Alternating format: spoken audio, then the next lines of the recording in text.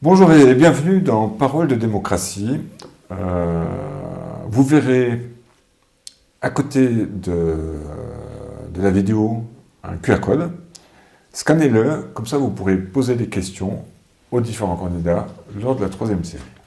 Mais aujourd'hui, on va parler du programme et j'ai le plaisir d'accueillir Stéphane Dalle. Bonsoir. Bonsoir Stéphane Dalle. Bonsoir, merci. Alors, merci pour l'invitation. Quel est le programme ? Le programme, il s'intitule Lunel plus fort, basé sur 3 grands principes que l'on va reprendre, parce que là, il y a un vrai, parti pris ce soir pour discuter et présenter aux Lunelloises et Lunellois et vous présenter justement en avant-première ce projet qui va être largement distribué très très prochainement. On pourra rentrer dans les détails au moment de cette distribution sur différentes formes. Mais là, l'idée, il y a un vrai parti pris de vous proposer en fait la philosophie et comment nous avons construit ce projet qui est devant moi.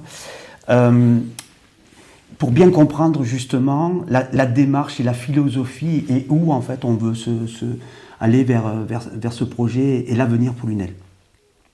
Première chose, donc au moment de l'élection 2019-2020, premier adjoint de Pierre Soujol, à cette époque-là, vraiment on est sur un projet très clair, alors, je vais faire court, en disant nous sommes sur l'idée de restaurer de la fierté pour les Lunelloises et les Lunellois. Et notre projet est dans la logique de cette continuité, continuer justement à amplifier cette fierté avec la métamorphose notamment du centre-ville, mais pas que, et de toute la métamorphose, et surtout de récupérer l'ensemble de la ville et pour la mener vers un avenir encore plus radieux. L'idée, à partir de restaurer donc de la fierté pour les Lunellois, c'est de construire un projet solide et sérieux avec surtout une équipe de personnes qui sont utiles et compétentes au service d'un projet sérieux. Et on a passé beaucoup de temps à construire cette équipe qui a été présentée cette semaine avec des personnes donc utiles et compétentes dans toutes les diversités, complètement apolitiques et qui vont être au service de l'intérêt général pour justement mettre en œuvre ce projet. L'idée est d'être au plus près. Ça fait vraiment partie du projet, d'être au plus près de la population, des citoyens et des citoyennes, en étant à l'écoute, dialoguer, cette vraie proximité. Mais la proximité, en fait, elle n'est pas suffisante. Elle est nécessaire, mais elle n'est pas suffisante. Ce qu'il faut, c'est avoir un large rassemblement. Donc un large rassemblement avec toutes les personnes que nous avons pu rassembler donc, autour de ce projet, qui adhèrent complètement aux valeurs. Et surtout avec une gouvernance moderne et apaisée. Nous avons besoin d'apaisement. Nous avons bien vu que ces derniers temps, on a complètement perdu cette gouvernance apaisée. Donc nous, ce que nous proposons, c'est de la solidité, de la robustesse, et être complètement apaisé. Donc ça, véritablement, ça fait partie du projet. Et la gouvernance, véritablement, qui va être mise en place, elle est complètement moderne. Elle est basée sur le fait d'écouter, d'aller au plus près de notre population, ce que nous avons fait, mais pas que, on va continuer à le faire après, lorsque nous saurons aux affaires, notamment en mobilisant et en sollicitant nos associations. C'est absolument fondamental. Plus de 274, je crois, associations. C'est elles qui font vivre Lunel 365 jours par an. Donc il faut absolument aller voir ces personnes-là pour co-construire avec elles et vérifier, expérimenter ensemble, ça c'est mon côté scientifique, expérimenter ensemble véritablement les projets que nous imaginons et co-construire ensemble au plus près. Vous savez, là, il y a vraiment, encore une fois, je le revendique véritablement, une démarche scientifique. Comment on construit un projet ? Je vais y venir. Un projet, en fait, il se veut réaliste, sérieux, mais on ne peut le faire qu'avec des personnes, encore une fois, utiles et compétentes autour de la table et les experts. L'idée est vraiment d'expérimenter avec toutes les personnes de l'équipe, mais au plus large avec la population et nos associations, pour trouver ensemble et co-construire et trouver la meilleure solution au problème qui est posé pour construire le projet et trouver la bonne décision. Bien évidemment, le maire, comme je l'ai dit la dernière fois, prend la décision finale et assume complètement la décision, à condition qu'il ait pu réunir autour de la table tous les experts et toutes les expertes de la ville et qu'il y ait toutes les informations qui soient en pleine connaissance là, des enjeux. Et à partir de là, on peut véritablement imaginer un projet robuste pour l'avenir des Lunellois. Donc, restaurer de la fierté, c'est la continuité du projet Pierre Soujol. J'ai été le premier adjoint, donc je connais la feuille de route. La feuille de route, elle est très claire. Elle m'a été transmise par Pierre Soujol et nous allons continuer à l'amplifier. Le deuxième point, évidemment, c'est cette notion, ce qui m'est vraiment, j'en parle beaucoup, cette notion de robustesse. Nous devons faire face à des aléas à l'heure actuelle qui ont changé depuis 5 ans. Nous ne sommes plus dans la problématique de 2020, nous sommes dans la problématique de 2025. Et là, nous avons de nouveaux enjeux, de nouveaux défis. Donc, comment on rend la ville plus forte, beaucoup plus robuste face aux défis qui sont devant nous? Robuste, dont la définition, c'est comment on va être capable de s'adapter aux défis que nous avons à avoir à relever en mobilisant nos propres réserves. Et cette notion de robustesse est absolument fondamentale, puisque c'est sur cette base-là, dans cette philosophie de la robustesse, qu'on va pouvoir justement définir les piliers solides, robustes, qui vont nous permettre, troisième point, de nous émanciper et de pouvoir rêver. Ça, c'est ce que l'on construit, notamment dans un projet de recherche. On part sur l'existant, on le continue, on ajoute ce qui est véritablement robuste. Il y a toujours une partie qui permet de rêver et d'aller beaucoup plus loin. La troisième partie est là véritablement pour s'émerveiller et pour aller beaucoup plus loin, pour émanciper. Donc l'attractivité du territoire. Et là, la grande idée, elle vient des différentes discussions que j'ai pu avoir, et notamment avec différentes personnes, il reviendra, c'est de se baser sur l'histoire de Lunel, véritablement, puisque cette grande phrase qui est arrivée, c'est que, en fait, l'avenir de Lunel est dans son histoire. Nous avons depuis toujours eu sous les yeux l'histoire de Lunel, elle n'a pas été assez mise en valeur, et là, nous avons dans son histoire des sources d'émancipation absolument considérables, basées sur l'art, sur la culture, sur l'émancipation, sur le commerce. Et donc, si nous sommes dans cette continuité, rendre de la fierté, 1, 2, être solide, robuste, protéger, identifier les fragilités, protéger les plus vulnérables, identifier les défis de demain et y faire face, la sécurité, le pouvoir d'achat, les finances, bien évidemment l'écologie, on va en reparler. À ces conditions-là, dans ces conditions-là, on va pouvoir co-construire ensemble le Lunel et un avenir radieux et serein, à savoir donc on va reparler cette fameuse cité des arts qui va s'orienter, qui va parler non seulement au niveau départemental, régional, national, voire international. Donc une équipe utile et compétente avec toutes les responsabilités et ça c'est très très important d'être compétent. Absolument utile, mais d'être compétent. Et donc, il a été choisi des personnes qui sont vraiment aussi robustes et compétentes pour pouvoir mettre en place ce projet basé sur la notion de robustesse. Alors, la robustesse, 5 piliers qui incarnent véritablement cette robustesse, c'est ce qu'on utilise aussi dans un programme de recherche. Le premier pilier, véritablement, c'est la sécurité. Alors je ne vais pas rentrer en détail, je ne vais pas faire un catalogue à l'après-vert aujourd'hui.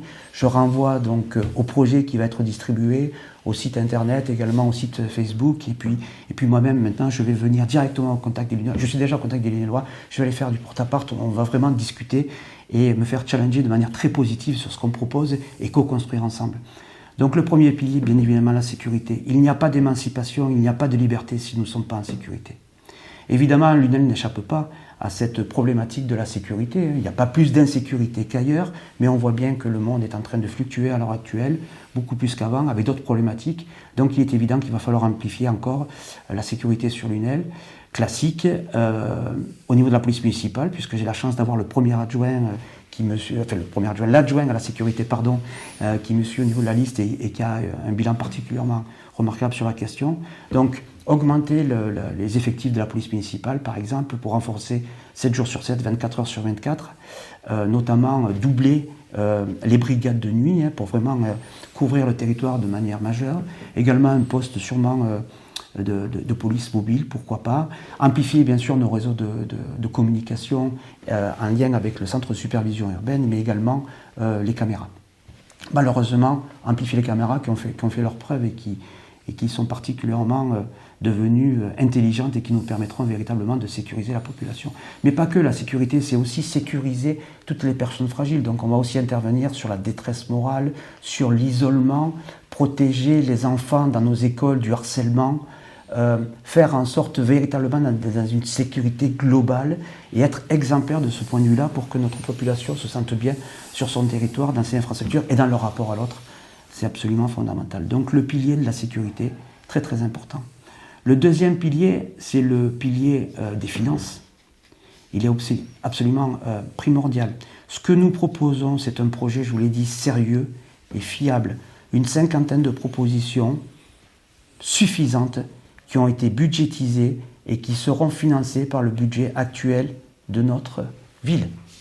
Et bien sûr, on compte sur la très très bonne relation que nous avons avec l'agglomération du Pays de Lunel pour justement aller beaucoup plus loin sur des projets beaucoup plus structurants et aller parler directement également au niveau de nos institutions à la fois départementales et nationales pour aller beaucoup plus loin. Mais ce qui est important, c'est la crédibilité financière de ce projet. Nous le revendiquons puisque nous l'avons chiffré, 6 millions d'euros par an à peu près, donc une quarantaine de millions d'euros, 36 millions et quelques d'investissements sur 5 ans, et nous sommes là-dessus sans augmenter les impôts locaux. Nous resterons sur cette base-là de manière très structurée. On va y arriver, bien évidemment, parce qu'on va rationaliser le fonctionnement.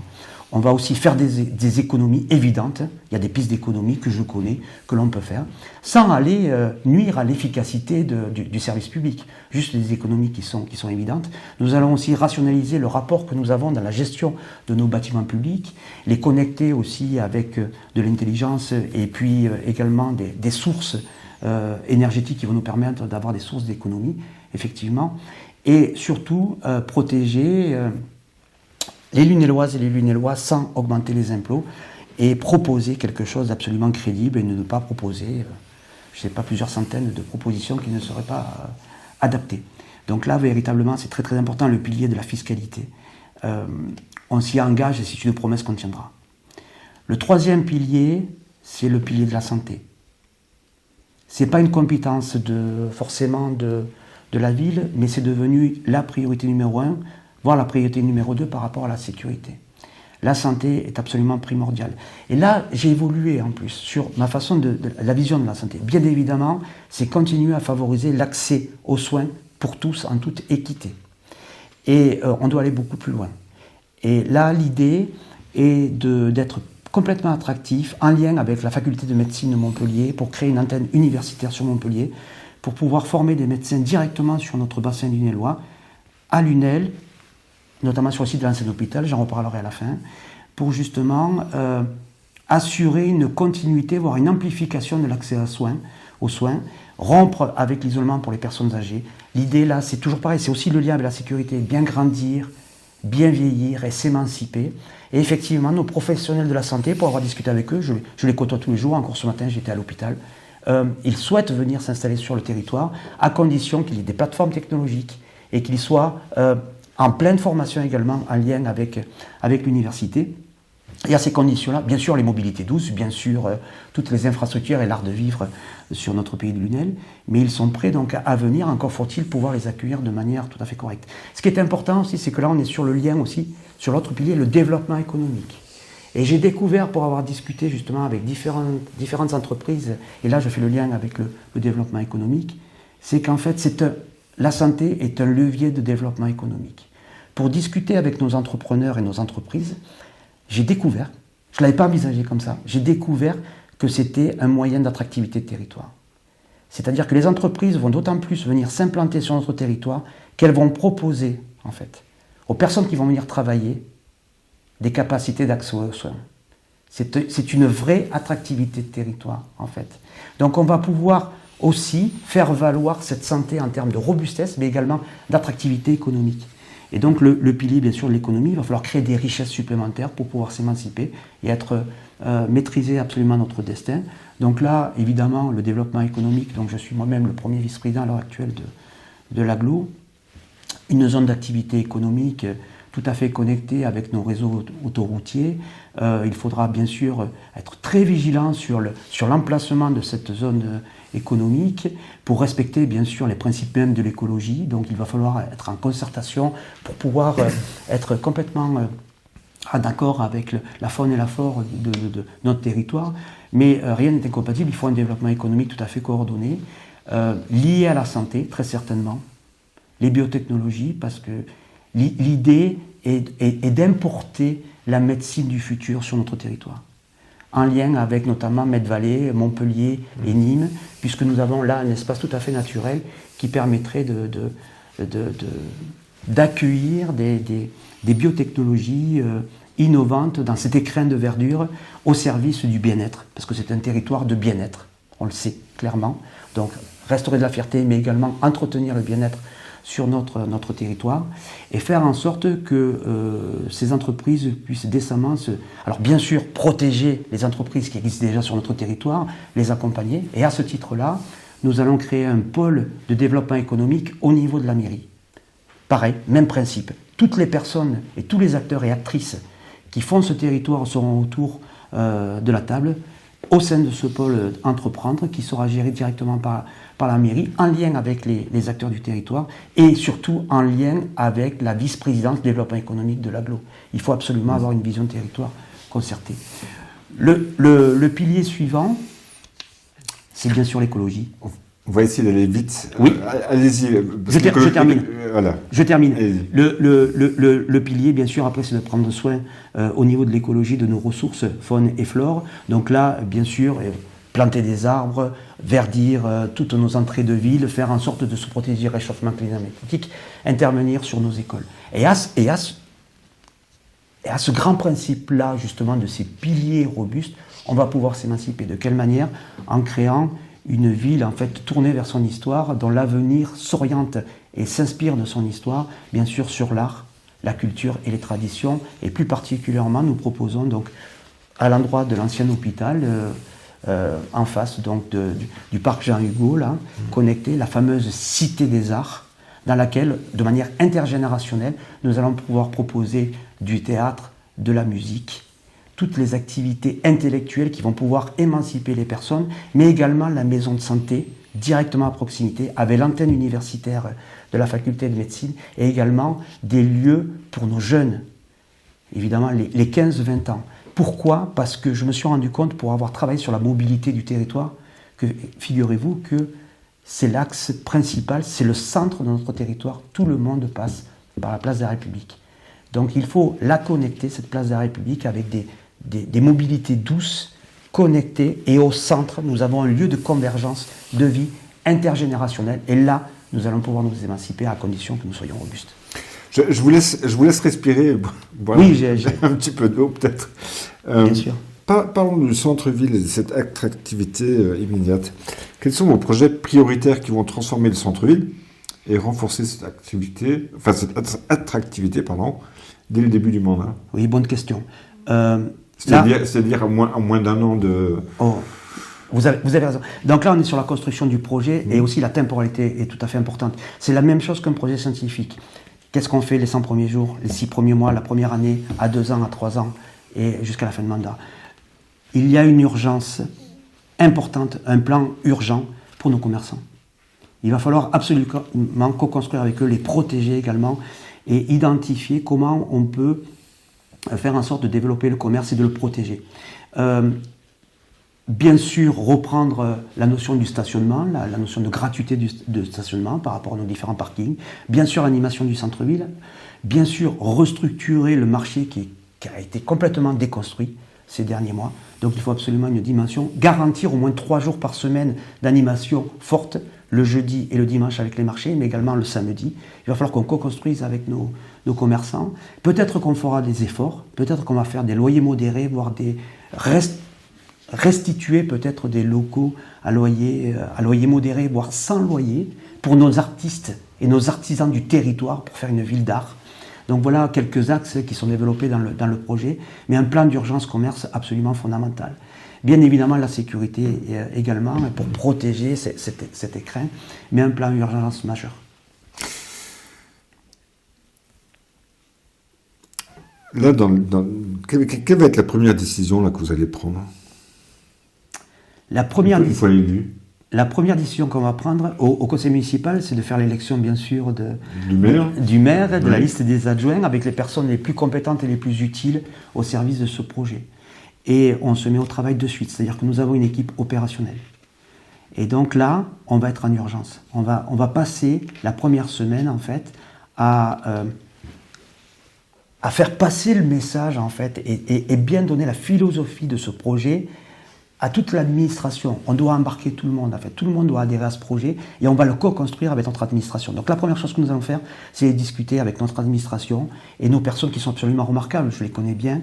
Donc je rassure tout le monde, on discutera et on va organiser. Le management va être absolument fondamental pour identifier toutes les compétences et chaque personne au bon endroit, au service des Lunélois. Il va falloir prendre ce temps-là, rapidement, il va falloir prendre ce temps-là. Je pense que les premières décisions, le premier va aller dans l'organisation même du management de notre administration pour mettre en place les premières mesures urgentes dont on peut parler si vous le souhaitez. Et pour le public ? Pour le public, l'urgence, bien sûr, des commerces. Nous avons à l'été, donc on arrive au beau jour, j'espère. Donc il faut absolument arriver à l'été avec restaurer une animation digne de ce nom, restaurer un marché, restaurer une activité commerciale, aider nos commerçants, c'est fondamental, et co-construire à l'été une dynamique redoutable pour passer au mieux les prochains mois et anticiper l'automne et l'hiver au plus près de nos commerçants et la richesse, et également au niveau rapidement voir nos entreprises pour lancer la philosophie de la création de richesse sur notre territoire. J'avais une autre question. Pendant que vous présentiez votre programme, vous parliez beaucoup des associations. Oui. Quel va être le rôle des associations là-dedans ? Majeur. Nous les avons beaucoup rencontrés. Alors, j'ai oublié, c'est vrai, mais merci de me reparler des associations. Nous allons créer la maison des associations à l'espace Vauban. C'est fondamental, c'est le meilleur endroit. Toute personne qui propose autre chose se trompe. C'est l'endroit. Pourquoi ? Parce que, évidemment, pour des circonstances d'urbanisme, il y a déjà des associations qui sont en place. Donc il faut les protéger. Elles ont validé le fait de vouloir rester là. Nous allons pouvoir, à côté, pour des questions de contraintes urbanistes, on ne va pas pouvoir construire. Donc l'idée, c'est de construire aussi un parking silo végétalisé qui permette de connecter et d'avoir de l'accès parking et stationnement pour toutes ces associations connectées avec une ligne verte de mobilité qui permet de connecter toute la ville en boucle et faire en sorte que... Donc nos associations, il faut absolument les protéger, les aider. Il faut aussi de la transparence et les aider financièrement, donc de la transparence dans la répartition des subventions, donc on discute. Et puis surtout, on va les mettre tout autour de la table, je vais toutes les voir. Et on va co-construire et définir ensemble les besoins et les voir et faire un plan pluriannuel d'investissement. Toujours la même méthode. Qu'est-ce qui est urgent pour vous à 6 mois ? On se projette à 1 an, 2 ans et on voit ce que l'on peut construire ensemble. Donc c'est ce que je m'y engage auprès de toutes les associations. J'irai les voir et nous construirons ensemble et nous les protégerons. Parlons des habitants. Oui. Quelle est la mesure prioritaire que vous prendrez pour améliorer concrètement le bien-être des Lunélois ? Plusieurs. Bien évidemment, un espace de vie végétalisé, sécurisé, protégé, magnifique. La santé. Je vous l'ai dit, le bien vieillir sur le pays de Lunel. Je vous ai parlé, j'ai peut-être oublié, mais cet institut de la longévité que je souhaite absolument faire en sorte qu'il puisse être transféré et qu'on puisse avoir la capacité, et même d'être pilote exemplaire, même au niveau mondial. L'idée, c'est que véritablement, on soit une référence mondiale. Et donc, qu'on soit en capacité d'être au centre de la santé entre Nîmes et Montpellier aidé. Pour les habitants, problème majeur également, la sécurité, les protéger, le logement. Il faut absolument qu'on puisse trouver des moyens à taille humaine de pouvoir loger toutes les personnes sur notre territoire. Bien sûr, en priorité, les personnes qui vivent sur le territoire, les familles, les plus fragiles, les protéger et bien sûr les actifs. Donc il va falloir développer toute une politique de logement tout à fait adaptée pour protéger, donner l'opportunité à nos personnes âgées d'être dans de bons logements, ne pas être trop isolées et taille humaine, mais également à nos jeunes. Il faut dire absolument à nos jeunes, ne partez pas, restez ici, on va vous aider. Développement économique, tout à l'heure j'en parlais. Les entreprises, on va passer des clauses avec elles, celles qui le voudront, pour justement faire de la formation et embaucher nos jeunes sur le territoire. On va aussi créer des écoles de formation pour nos jeunes. Et l'idée, c'est de les loger et qu'ils puissent rester sur le territoire. Ceux qui souhaitent y rester, ceux qui souhaitent aussi partir et revenir, pas de problème. J'en suis l'exemple. Mais l'idée, c'est véritablement de construire des logements et presque futuristes. C'est-à-dire qu'il faut bien comprendre que les logements, maintenant, pour avoir discuté avec des personnes qui font les logements du futur, c'est qu'il y aura des services dans ces logements. Je prends l'exemple des personnes âgées. On va créer des sortes d'EHPAD, en fait, des maisons de retraite, mais dans lesquelles il va y avoir des services. Il y aura des restaurants qui seront de qualité, avec la notion du bien manger. Il y aura aussi des permanences médicalisées à l'intérieur de ces logements pour pouvoir garantir un accès aux soins et une qualité de vie. Pareil pour nos jeunes. Il va falloir créer des endroits où ils sont en capacité d'être connectés, d'être branchés avec la Smart City, d'avoir un bowling à proximité, d'avoir une école de danse juste à proximité, très certainement une école de télévision et de radio pour s'émanciper. Donc vraiment des lieux. Le logement, il est absolument fondamental. Nous sommes en déficit, il faut absolument rattraper le retard. Le retard. Oui.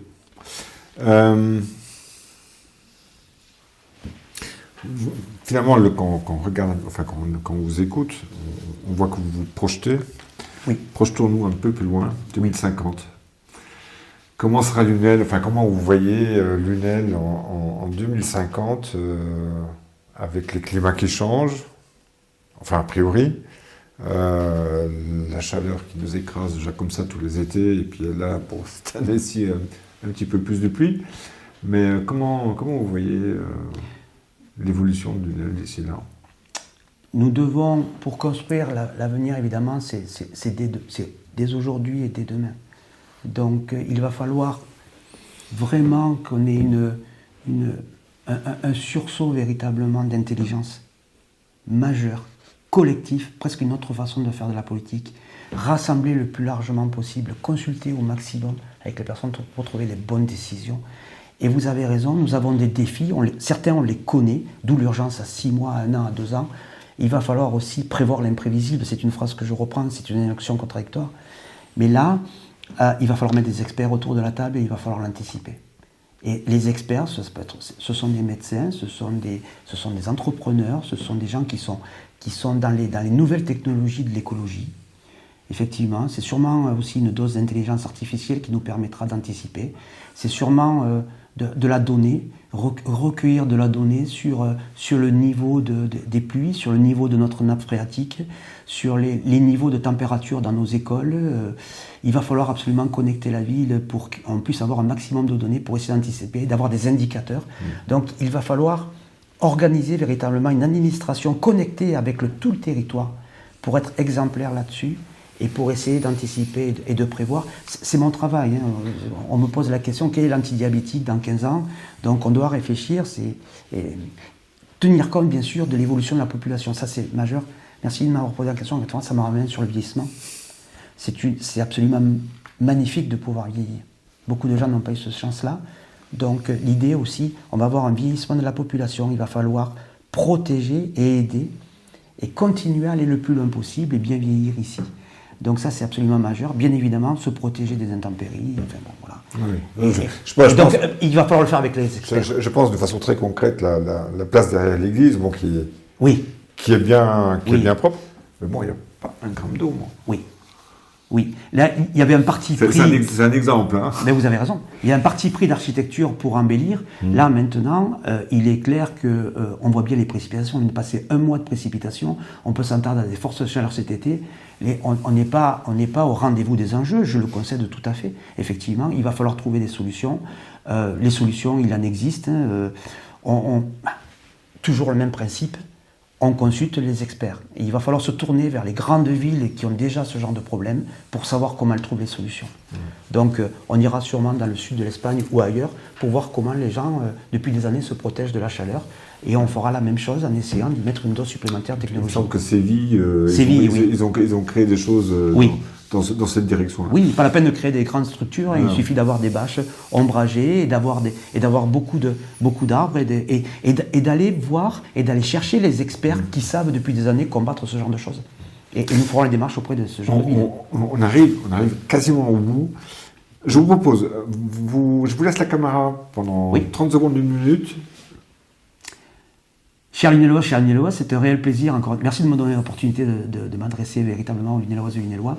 Je vous donne rendez-vous, nous vous donnons rendez-vous. L'équipe, maintenant vous la connaissez, elle est utile et compétente au service d'un projet que j'ai là, qui va vous être transmis par les différents réseaux sociaux et notamment par le site web. Mais également, je vais venir maintenant vous voir amplifier du porte-à-porte et vous pouvez compter donc sur un projet sérieux, robuste, comme j'espérais vraiment vous le démontrer, au service d'une émancipation et au service de votre art de vivre et de votre bien-être.